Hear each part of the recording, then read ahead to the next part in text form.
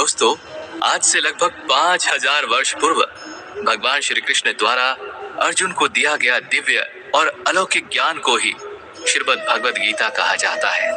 तभी से ही श्रीमद् भगवद गीता संपूर्ण मानवता का मार्गदर्शन करती आ रही है और जिस किसी ने श्रीमद् भगवद गीता में बताई गई बातों को अपने जीवन में अपनाया है तो वो अपने जीवन के सभी दुख दर्द से दूर होकर अपने जीवन के सही अर्थ, उद्देश्य और कर्म को अच्छे से समझकर अपने जीवन में सफलता और खुशियों को हासिल कर लेता है।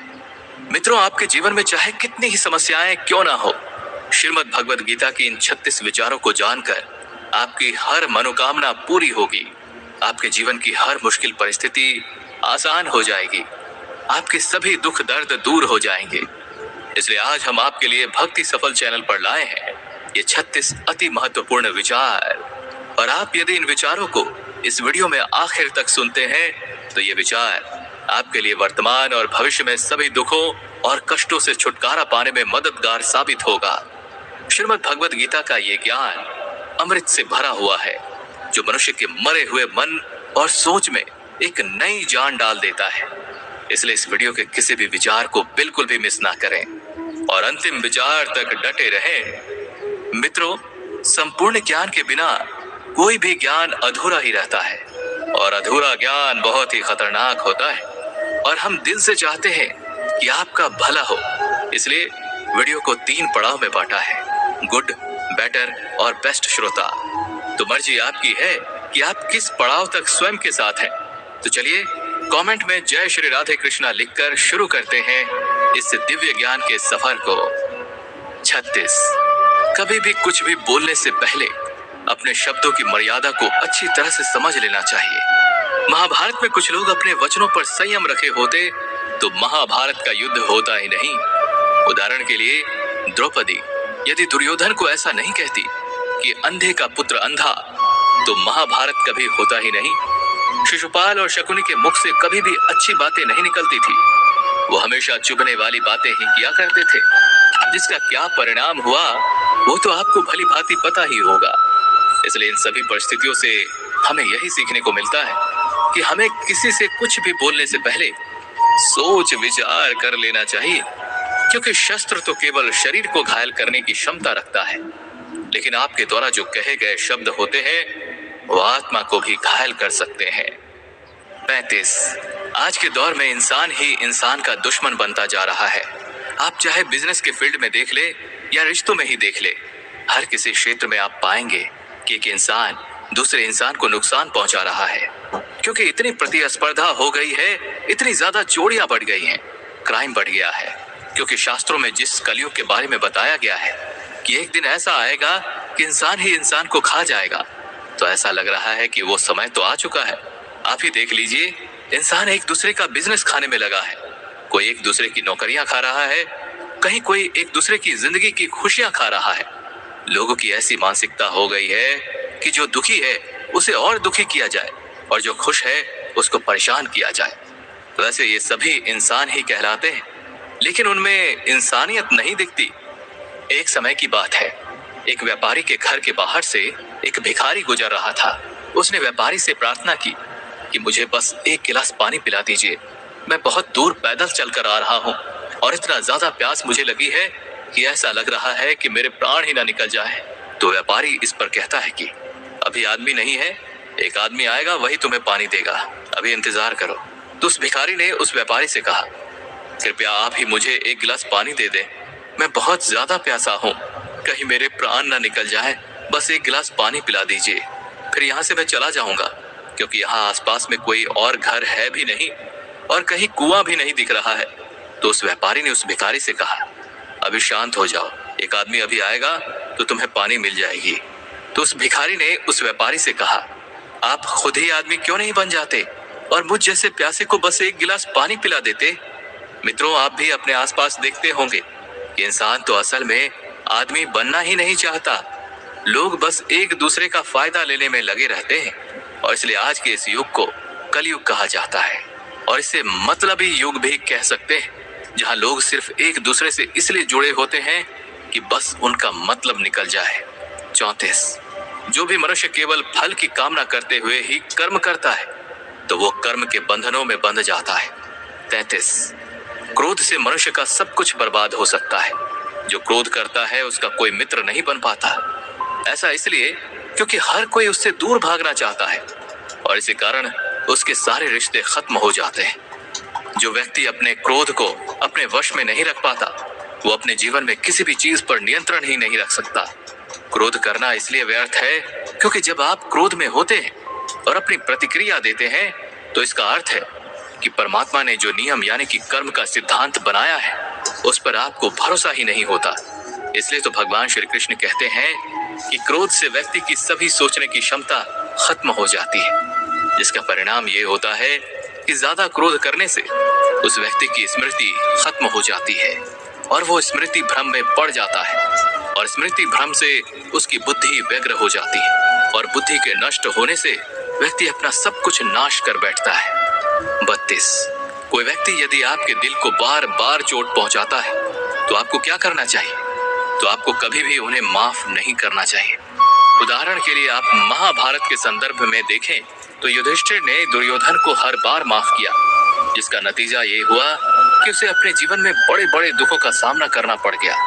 वैसे कोई व्यक्ति अगर एक बार गलती करता भी है तो माफ किया जा सकता है, लेकिन वही व्यक्ति उस गलती को बार बार करे और आप उसे हर बार माफ करते रहते हैं तो इससे यही साबित होता है कि वो आपका बस नुकसान चाहता है, क्योंकि बार बार गलती करना उसकी आदत हो चुकी है।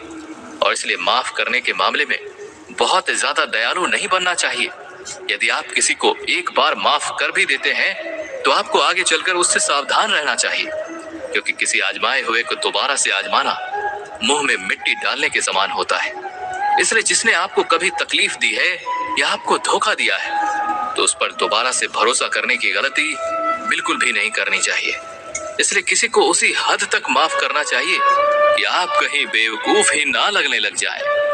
मित्रों, आपने गुड श्रोता पड़ाव को पार कर लिया है, यानी इस ज्ञान के सफर को आप अच्छे से सुन रहे हैं। अब चलिए अगले पड़ाव को जारी रखते हैं।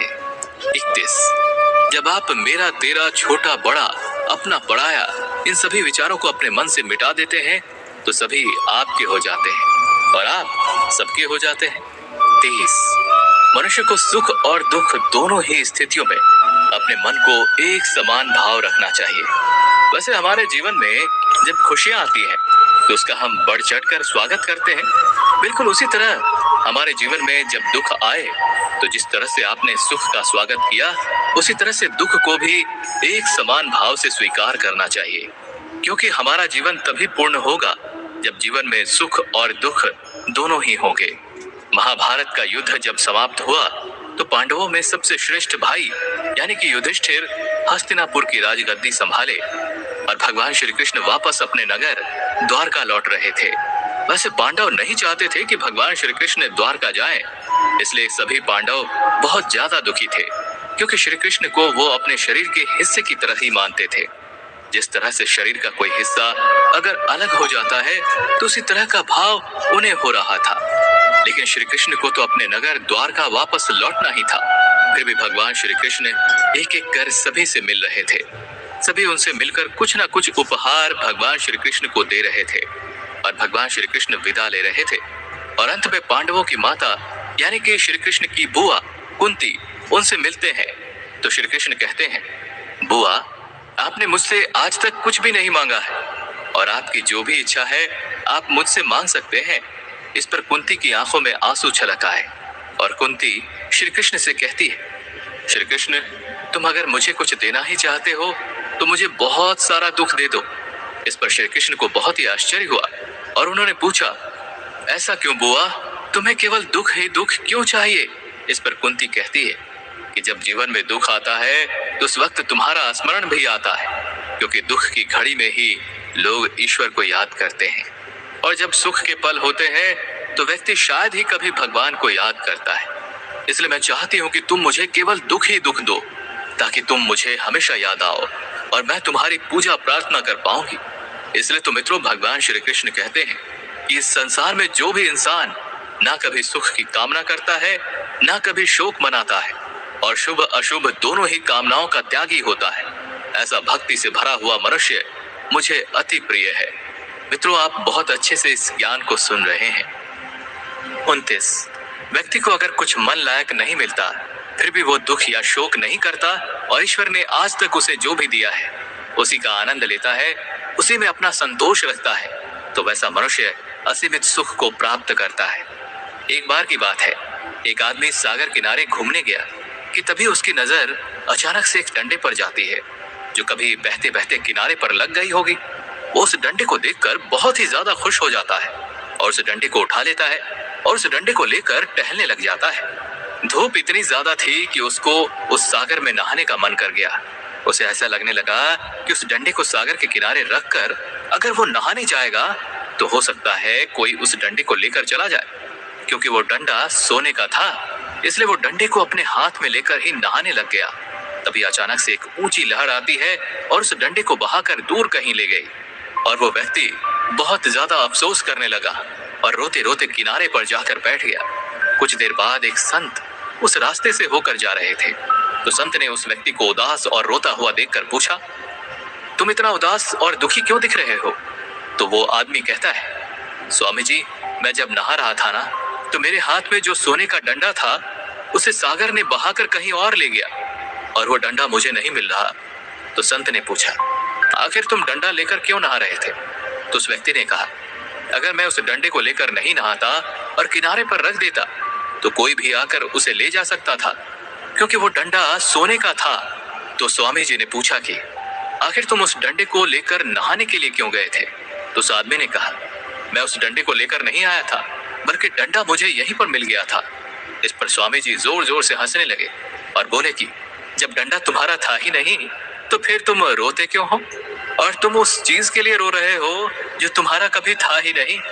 तो मित्रों, ऐसा ही होता है कि कभी कभी कुछ खुशियां आप बहुत श्रम करते हैं या कष्ट करते हैं तभी मिल पाती है और कभी कभी कुछ यूं ही मिल जाती है। तो जो खुशियां आपको ऐसे ही अनायास मिल जाती है या परमात्मा की तरफ से मिलती है उसे संजो कर रखने में आपके पास समय ही नहीं होता और मनुष्य सुख देने वाली उन चीजों को जुटाने में व्यस्त है जो उसके पास है ही नहीं, जैसे आलीशान घर, बंगला, शानदार कार, स्टेटस, पावर आदि। और वो इस सच्चाई को नजरअंदाज करने में लग जाता है कि एक ना एक दिन इन सभी चीजों को छोड़कर उसे अगले सफर पर निकल जाना होगा। इसलिए तो भगवान श्री कृष्ण कहते हैं कि तुम्हारा क्या गया था जो तुम रोते हो? तुम क्या लाए थे जो तुमने खो दिया? तुमने क्या पैदा किया था जो नष्ट हो गया? तुम ना तो कुछ लेकर आए थे और ना ही तुम्हें कुछ लेकर जाना होगा। जो भी तुम्हें प्राप्त हुआ है वो बस यहीं से हुआ है और तुमने जो भी दिया है किसी को भी वो यहीं पर दिया है, क्योंकि तुम खाली हाथ ही आए थे और तुम्हें इस संसार को छोड़कर खाली हाथ ही जाना होगा। आज जो तुम्हारे पास है ना वो कल किसी और के पास था और परसों किसी और के पास होने वाला है और तुम बेकार ही उसे अपना समझकर बैठे हो और यही तुम्हारी प्रसन्नता का भ्रम तुम्हारे सभी दुखों का कारण होता है। 28, मनुष्य को आध्यात्म से जुड़ना चाहिए। ऐसा इसलिए क्योंकि आध्यात्मिक ज्ञान ही उसके जीवन को शांति और सुकून की ओर ले जा सकता है। यह आध्यात्मिक ज्ञान ही उसे मानसिक और आत्मिक रूप से मजबूत बना सकता है। इसलिए परमात्मा पर विश्वास रखना चाहिए और उनके द्वारा दी गई शिक्षाओं को अमल में लाना चाहिए। 27, जीवन में हम जब किसी का भला कर देते हैं तो हमें उस चीज का घमंड नहीं करना चाहिए और ना ही ये एहसान जताना चाहिए कि हमने तो उसका भला कर दिया है, क्योंकि जब हम एहसान जताने लग जाते हैं तो ऐसा कर्म व्यर्थ हो जाता है और उससे जो यश मिलती है वो भी किसी काम की नहीं रहती। हमें कभी भी ये घमंड नहीं करना चाहिए कि हमने ना जाने कितने लोगों को या कितने जीवों की मदद की है। ऐसा इसलिए क्योंकि यदि हम किसी की मदद करते हैं तो वो कर्म ईश्वर के द्वारा कराया गया होता है और हम तो केवल मात्र एक साधन होते हैं जो कठपुतली बनकर उस कर्म को करते रहते हैं। 26, जो भी मनुष्य ये सोचना छोड़ देता है कि मैं और मेरा तथा मैंने किया या मैंने बनाया, इस तरह की लालसा से ऊपर उठ जाता है, उसी को मानसिक शांति मिल पाती है। 25, जीवन में आप सफल होते हैं या असफल होते हैं ये बहुत कुछ आपकी संगति पर निर्भर करता है, क्योंकि मित्रों ऐसा कहा जाता है कि जैसी संगति होगी वैसे ही रंगत होगी और जैसी रंगत होगी वैसा ही आपका जीवन बन जाएगा। आप चाहे कितने ही अच्छे क्यों ना हो, लेकिन यदि आपकी संगति बुरे लोगों से है तो आपकी बुरी संगति आपको बर्बादी की ओर ले जाएगी लेकिन आप चाहे कितने ही बुरे क्यों ना हो, लेकिन आप अगर अच्छे लोगों के साथ अपनी संगति रखते हैं और इसके साथ साथ आप अच्छे लोगों की सुनते भी हैं, तो अवश्य ही आपका जीवन आबाद हो जाएगा। उदाहरण के लिए आप महाभारत में ही देख लीजिए। महाभारत के एक पक्ष में कौरव थे और कौरव के साथ कौन थे? शकुनी जैसे लोग थे, और वहीं दूसरी तरफ पांडव थे जिनका साथ भगवान श्री कृष्ण दे रहे थे। मित्रों, यदि आपने शकुनी मामा जैसे लोगों के साथ अपनी संगति बना रखी है तो आप सही और गलत समझने की बुद्धि विकसित नहीं कर पाएंगे। आपका दिमाग तो पहले चलना बंद हो जाएगा। ऐसा इसलिए क्योंकि भगवान श्री कृष्ण कहते हैं कि जो हृदय धर्म से भरा हुआ होता है वो धर्म का ही परामर्श देता है, जबकि जो हृदय अधर्म से भरा हुआ होता है वो अधर्म का परामर्श देता है। आप चाहे कितने ही अच्छे क्यों ना हो, लेकिन आप बुरे लोगों के साथ अपना ज्यादातर समय व्यतीत करते हैं तो आपका हाल वही होगा जो बुरे लोगों का होता है। उदाहरण के लिए आप देख लीजिए, भीष्म पितामह एक ब्रह्मचारी थे, धर्मात्मा थे, लेकिन भले ही उनकी मजबूरी ही क्यों ना रही हो, लेकिन वे अधर्म के पक्ष में थे। इस तरह से द्रोणाचार्य भी एक ब्राह्मण थे, लेकिन फिर भी वो अधर्म के पक्ष में खड़े थे। इसलिए उन सभी का वही हाल हुआ जो एक अधर्मी व्यक्ति का होता है। उनकी जब मृत्यु की घड़ी आई तो उन्हें बहुत ही भयानक दर्द से गुजरना पड़ा। इसलिए मित्रों, हमें कभी भी गलत संगति नहीं रखनी चाहिए, क्योंकि बहुत बार ऐसा होता है कि आपका बुरे लोगों की संगति में रहने की वजह से ही उनके ही कर्मों की सजा आपको मिलने लग जाती है, और आपको ये समझ में नहीं आता कि मैंने तो कुछ गलत किया भी नहीं, मैं तो केवल उनके साथ रहता हूँ, तो फिर भी मुझे दुख क्यों मिल रहा है? तो इसका कारण यही है कि बुरे लोगों की संगति ही आपके जीवन को दुखों से भर देता है और कभी भी खुशियों को आने नहीं देता। इसलिए हमेशा अच्छी संगति बना कर रखें। 24, हमें हमेशा उस इंसान से दूरी बना कर रखना चाहिए जो जरूरत से ज्यादा मीठा बोलते हैं या किसी की बहुत ज्यादा तारीफ करते हैं। उनसे हमें हमेशा सावधान रहना चाहिए, क्योंकि उनका मीठा बोलने का कारण यही होता है कि वो केवल अपना मतलब निकालना चाहते हैं, और आपकी तारीफ भी तभी करते हैं जब उनका आपसे कोई काम होता है। इस बात को हमेशा के लिए अपने मन मस्तिष्क में बिठा लें कि आपको जीवन में कभी भी मुफ्त में तारीफ नहीं मिलने वाली, क्योंकि यदि कोई आपकी तारीफ कर रहा है तो इसके बदले में आपको कुछ ना कुछ तो अवश्य ही चुकाना पड़ेगा। इसलिए तो भगवान कहते हैं कि जो आपकी बहुत ज्यादा ही तारीफ करते हैं या बहुत ही ज्यादा मीठा बोलते हैं, उनसे हमें सदैव बचकर रहना चाहिए। 23, लोगों की बातों पर या इधर उधर की बातों पर आप जितना ज्यादा ध्यान देंगे, आपका आत्मविश्वास यानी कि स्वयं पर विश्वास कम होता चला जाएगा। इसलिए सबसे पहले तो आपको खुद पर विश्वास रखना चाहिए और खुद के दम पर आगे बढ़ने की कोशिश करनी चाहिए और स्वयं ही अपने मार्ग को तय करना चाहिए। जिंदगी में किसी भी समय कुछ भी हो सकता है, क्योंकि ये जिंदगी सीमित है। इसलिए अपने मूल्यवान समय को व्यर्थ ही बर्बाद नहीं करना चाहिए।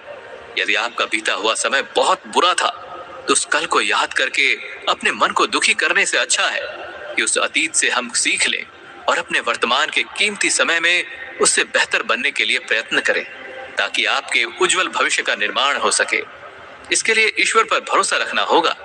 आने वाले कल में क्या होगा इसकी चिंता ना करके इसे ईश्वर पर छोड़ देना चाहिए, और जितना अधिक हम पुरुषार्थ करेंगे तो हमारे लिए स्वर्ग के मार्ग का खुलना उतना ही ज्यादा आसान होता चला जाएगा। 23, लोगों की बातों पर या इधर उधर की बातों पर आप जितना ज्यादा ध्यान देंगे, आपका आत्मविश्वास यानी कि स्वयं पर विश्वास कम होता चला जाएगा। इसलिए सबसे पहले तो आपको खुद पर विश्वास रखना चाहिए और खुद के दम पर आगे बढ़ने की कोशिश करनी चाहिए और स्वयं ही अपने मार्ग को तय करना चाहिए। जिंदगी में किसी भी समय कुछ भी हो सकता है, क्योंकि ये जिंदगी सीमित है। इसलिए अपने मूल्यवान समय को व्यर्थ ही बर्बाद नहीं करना चाहिए। यदि आपका बीता हुआ समय बहुत बुरा था तो उस कल को याद करके अपने मन को दुखी करने से अच्छा है कि उस अतीत से हम सीख लें और अपने वर्तमान के कीमती समय में उससे बेहतर बनने के लिए प्रयत्न करें, ताकि आपका उज्जवल भविष्य का निर्माण हो सके।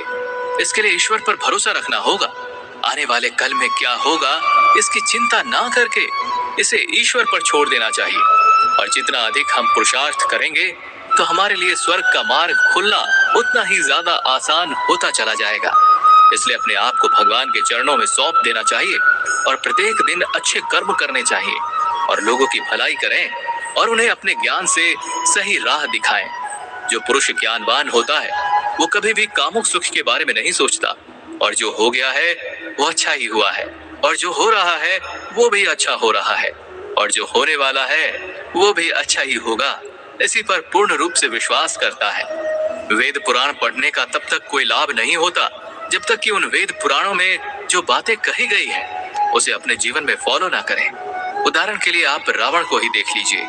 रावण भले ही बुद्धिमान था, लेकिन वो असल में ज्ञानी नहीं था, और उसकी जो अज्ञानता थी उसी ने उसे क्रोधी, अहंकारी और कामुक बना दिया था, और ये सभी दुर्गुण उसकी मृत्यु का सबसे बड़े कारण थे। भगवान श्री कृष्ण कहते हैं कि वो इस सृष्टि के सभी जीव को एक समान रूप से देखते हैं। भगवान श्री कृष्ण ना तो किसी को अपना कम प्रिय मानते हैं और ना ही अधिक। वो ज्ञान जो केवल मैं तक ही सीमित होता है वो व्यर्थ होता है। वो ज्ञान किसी औचित्य का नहीं जिससे समाज का भला ही ना हो सके। भगवान श्री कृष्ण अर्जुन से कहते हैं, हे अर्जुन, तुम व्यर्थ में ही क्यों चिंता करते रहते हो और तुम भयभीत क्यों होते हो? क्योंकि ये आत्मा ना तो जन्म लेती है और ना ही आत्मा को कोई मार सकता है, और यही तुम्हारे जीवन का अंतिम सत्य है। व्यक्ति का जो कर्म होता है वही कर्म या तो उस मनुष्य को ईश्वर के नजदीक ले जा पाता है या उसे ईश्वर से दूर करने का कारण होता है। इसलिए उचित यही है कि हमेशा अच्छे कर्म करते रहना चाहिए। भगवान कहते हैं, जिस किसी भी दान को अपना कर्तव्य समझकर किसी जरूरतमंद इंसान को दिया जाता है वो दान ही सात्विक दान कहलाता है। जिसने अपने मन पर विजय प्राप्त कर ली है उसी ने पहले से ही अपने मन की शांति को प्राप्त कर रखी है, और इसलिए वो परमात्मा को भी प्राप्त कर चुका होता है। ज्ञानी और विद्वान व्यक्ति के मन पर सुख दुख, सर्दी गर्मी और मान अपमान का कोई असर नहीं पड़ता। ऐसा क्यों? ऐसा इसलिए क्योंकि वो ज्ञानी या विद्वान व्यक्ति ना तो अपने किसी जीवित व्यक्ति के लिए चिंता करता है और ना ही किसी मृत के लिए शोक करता है। वो अपने कर्तव्यों को संपूर्ण ईमानदारी और निष्ठा के साथ निभाता है। वैसे अपने कर्तव्यों को पूरी निष्ठा भाव से और ईमानदारी के साथ करना और धर्म का अनुपालन करना सामूहिक रूप से किसी बड़े तप के समान होता है। 22. अपनी खुशी और अपने सभी दुखों को अपने तक ही सीमित रखना चाहिए, किसी और को नहीं बताना चाहिए, क्योंकि यदि आप दूसरों से अपनी खुशी या दुख को शेयर करते हैं तो बदले में लोग आपके दुखी होने का मजाक उड़ाते हैं। आप परेशान होते हैं तो उनको हंसी आती है। ऐसा इसलिए क्योंकि लोग आपकी खुशी से खुश नहीं होते बल्कि उन्हें ईर्ष्या होने लग जाती है, और यदि आप दुखी होते हैं तो उन्हें बहुत ज्यादा खुशी होती है। इसलिए कहा जाता है कि अपने आंखों में आंसू लाना नहीं, अपने जख्म को किसी को दिखाना नहीं। लोग तो वैसे भी हाथ में नमक लिए फिरते हैं, इसलिए अपने दुख दर्द किसी को बताना नहीं। लोग तो इसी आशा में रहते हैं कि कोई दुखी इंसान आए और उसको और दुखी किया जाए, और जो खुश है उसको परेशान किया जाए, उसको और तकलीफ पहुंचाया जाए। इसलिए अपनी मन की हालात चाहे अच्छी हो या खराब उसे अपने तक ही सीमित रखना चाहिए, औरों को नहीं बताना चाहिए, और केवल उन्हीं को बताना चाहिए जो आपके दुखों को समझने की समझ रखता है। 21. जिंदगी में जब भी कोई मुश्किल या परेशानी आए तो उस वक्त आपको अपना हिम्मत नहीं हारना चाहिए। थोड़ा सा संयम रखें, धीरज रखें, वो मुश्किल वक्त गुजर ही जाएगा। एक समय की बात है, एक राजा अपने राज्य के भविष्य को लेकर बहुत ही ज्यादा चिंतित था। इसलिए वो अपने गुरुजी के पास जाता है और गुरुजी से अपने चिंता का उपाय पूछता है। वो गुरुजी से कहता है, वैसे तो अपने राज्य में सभी प्रकार के सुख सुविधाएं उपलब्ध हैं, चारों ओर खुशहाली का माहौल है, पर गुरुजी वक्त का तो कोई भरोसा है नहीं। मान लीजिए अगर जिंदगी में आगे भविष्य में कभी कोई मुश्किल समय आ जाता है तो उस बुरे वक्त से निपटने के लिए कोई ऐसा मंत्र हमें दे दीजिए, या कोई शिक्षा ही हमें दे दीजिए, या कोई उपाय हमें बता दीजिए, ताकि भविष्य में आने वाले हर प्रकार की बुरी स्थिति से बाहर निकला जा सके। वो गुरुजी ने राजा को एक कागज पर मंत्र लिख कर दिया, उसे एक ताबीज बना कर दिया। गुरुजी कहते हैं कि राजन, मैंने एक मंत्र लिखकर इस ताबीज में तुम्हें दे दिया है, और जब भी तुम्हारी जिंदगी में कोई बुरा वक्त आए या तुम्हें ऐसा महसूस हो कि अब तो बहुत बुरा हो रहा है, अब कुछ नहीं कर सकते, तो उस ताबीज को खोल लेना और उसमें जो मंत्र लिखा है उसे पढ़ लेना और अच्छी तरह से समझ भी लेना। तुम्हारे अंदर असीम शक्ति आ जाएगी। राजा उस ताबीज को लेकर अपने राज्य की ओर चल पड़ा। बहुत दिनों के बाद ठीक वैसा ही होता है। उसके राज्य में किसी दूसरे राजा ने आक्रमण कर दिया, और उस राजा के पास इतनी सेना थी नहीं कि उसका सामना कर सके। इसलिए उसने वहां से कहीं और जाने का निर्णय किया और अपने राज्य को छोड़कर कुछ लोगों के साथ वो कहीं दूसरी जगह पर जाकर छिप गया। राजा अत्यंत दुखी था और तभी उसके मन में यह विचार आया कि गुरुजी ने तो उन्हें एक ताबीज दिया था और गुरुजी ने उनसे कहा था कि तुम्हारे जीवन में जब भी कोई बहुत बुरा वक्त आए तब उस ताबीज को खोलकर उसमें जो मंत्र लिखा है उसे पढ़ लेना, तो तुम्हारे अंदर असीमित शक्ति आ जाएगी।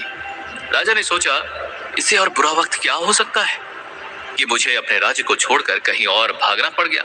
राजा ने तुरंत उस ताबीज को खोला और उसके अंदर जो मंत्र लिखा था उसे वो पढ़ने लगा। असल में उसमें बस इतनी सी ही बात लिखी हुई थी कि ये तो वक्त है, ये भी गुजर ही जाएगा और इस पर पूरी तरह से विश्वास करना। राजा ने भी वैसा ही किया। ऋषि द्वारा लिखी गई उस बात पर पूरी तरह से अपने विश्वास को जगाया और उसने विचार किया कि ये तो बुरा वक्त है, ये तो ज्यादा समय तक नहीं रहने वाला, ये भी टल ही जाएगा और इस वक्त मुझे हिम्मत नहीं हारनी होगी। इसलिए उस राजा ने अपने सैनिकों को वापस से इकट्ठा किया और एक विशाल सेना खड़ी कर दी और उस राजा पर हमला करने को निकल पड़ा। राजा ने अपने संपूर्ण सामर्थ्य और कौशल से अपने खोए हुए राज्य को वापस ले लिया।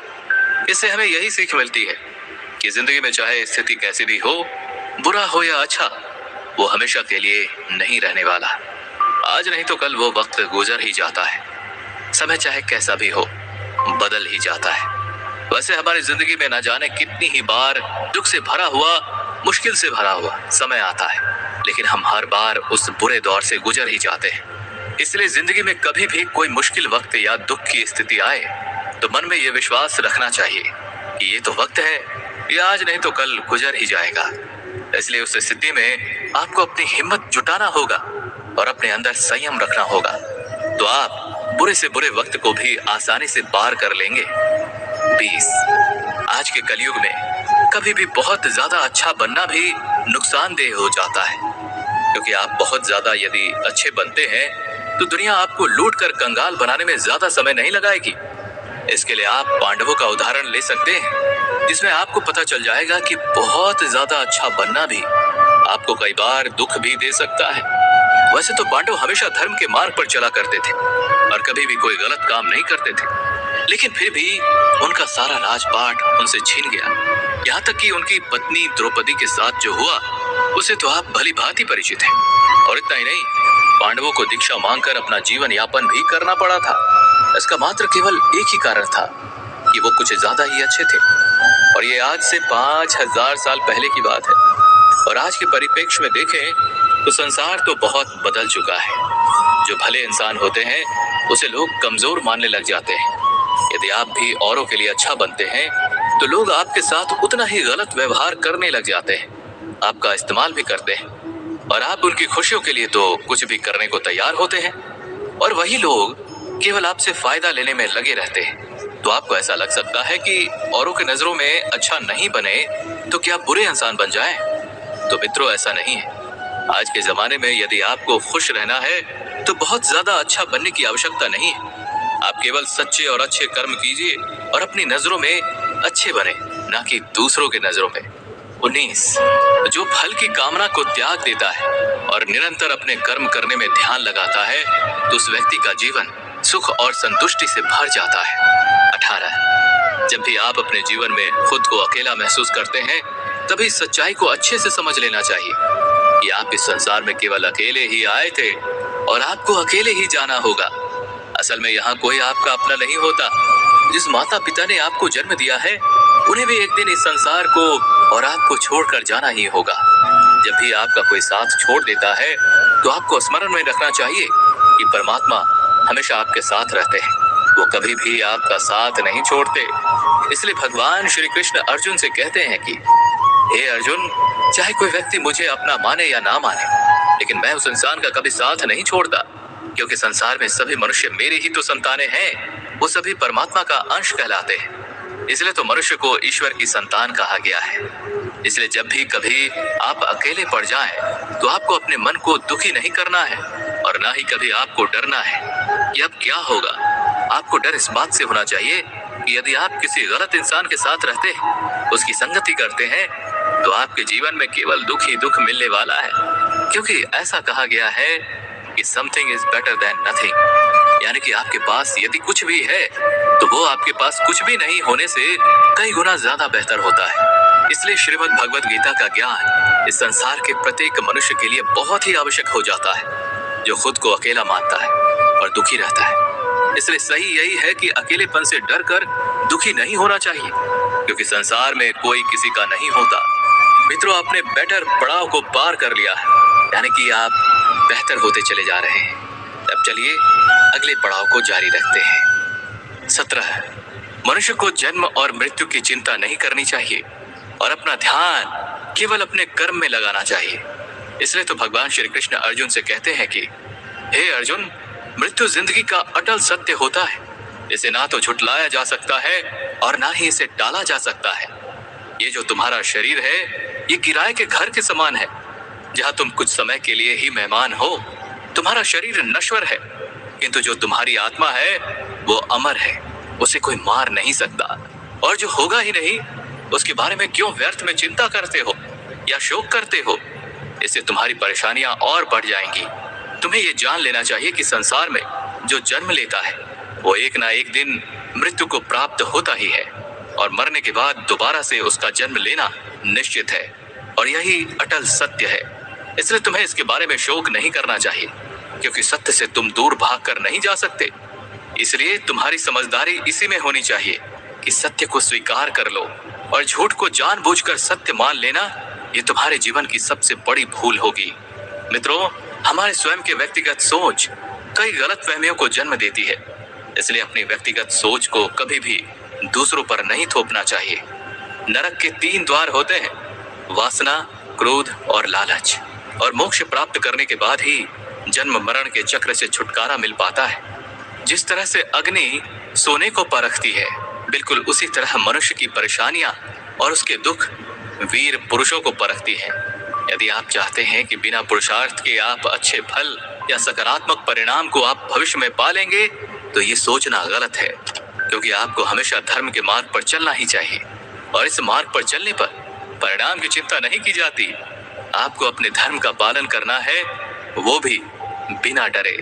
16, जो लोग बाहर से आपको अपनापन दिखाते हैं और आपके पीठ पीछे आपकी बुराई करते हैं और आपको नुकसान पहुंचाने के बारे में लगे रहते हैं, तो ऐसे लोगों से दूरी बनाकर ही रखना चाहिए, क्योंकि चाणक्य ने कहा है कि ऐसे झूठे लोग मटके की तरह होते हैं, जिसके मुख में भले अमृत लगा होता है, लेकिन उस मटके के भीतर असल में जहर भरा होता है।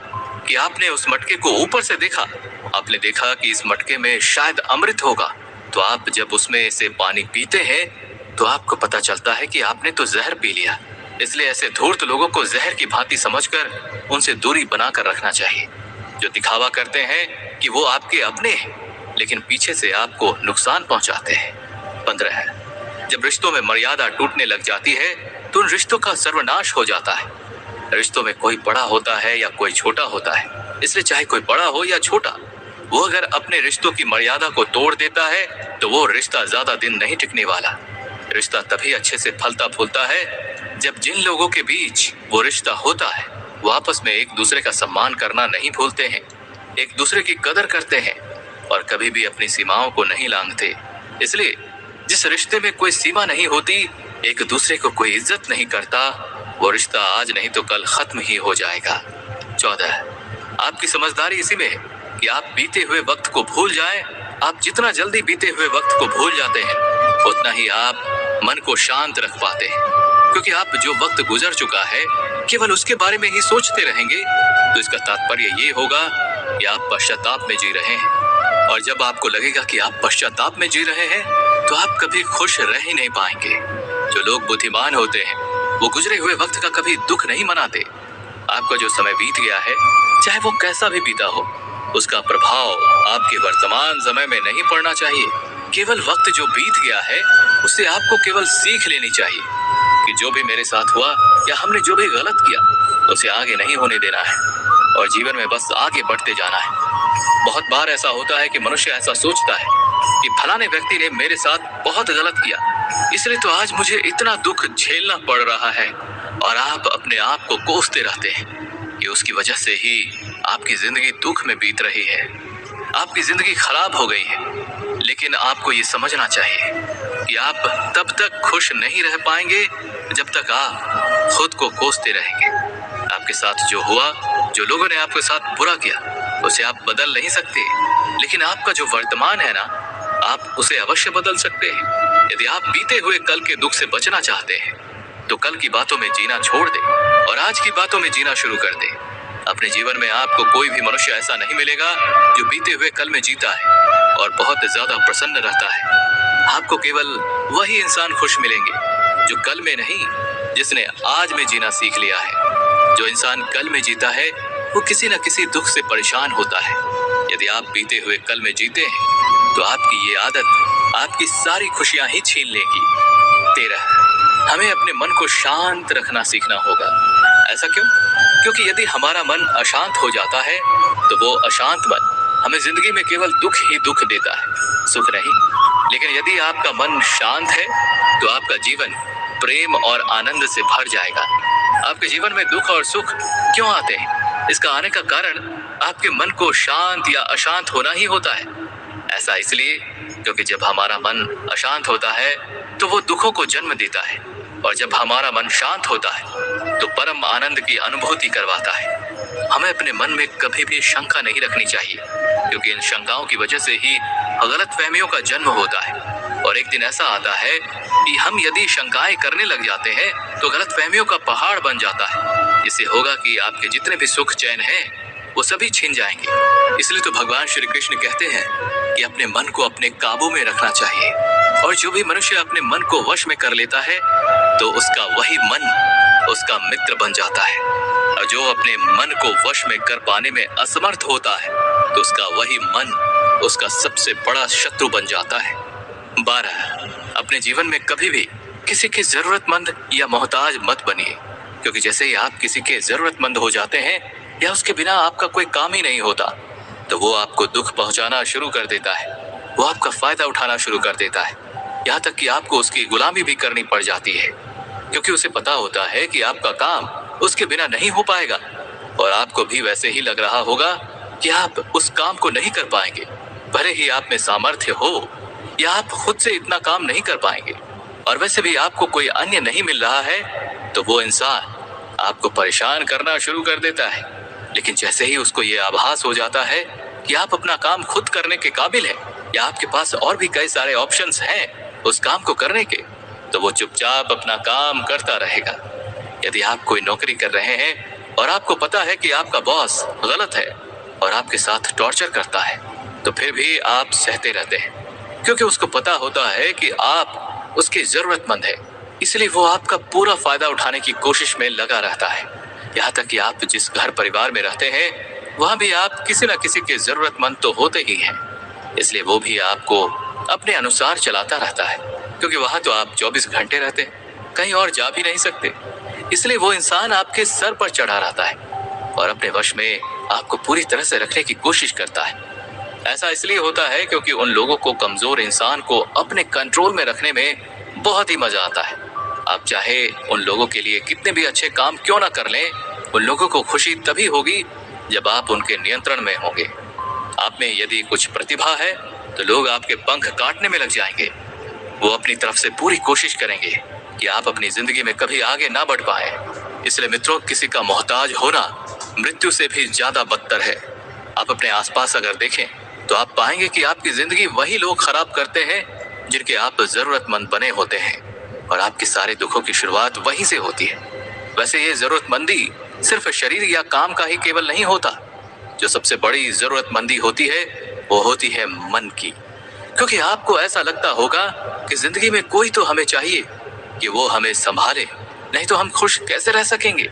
क्योंकि आप अकेलापन तो झेल नहीं पाते, इसलिए आप वैसे लोगों से जुड़ते चले जाते हैं जो आपकी मन की जरूरतमंदी का पूरा फायदा उठाने में लगे रहते हैं। आपको वैसे लगता होगा कि उनसे रिश्ता जोड़ने में आपको थोड़ी खुशी मिल जाएगी, लेकिन होता है उसका उल्टा।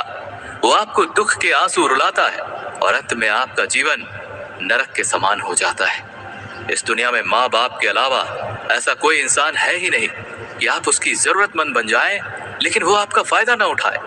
इसलिए अपने जीवन में आपको किसी का भी ना तो जरूरतमंद बनना है और ना ही किसी का मोहताज रहना है। 11 यदि कोई किसी के साथ छल करता है तो उसका परिणाम अच्छा नहीं होने वाला। उदाहरण के लिए आप दुर्योधन के मामा शकुनी और दुर्योधन को ही देख लीजिए। उन लोगों ने पांडवों के साथ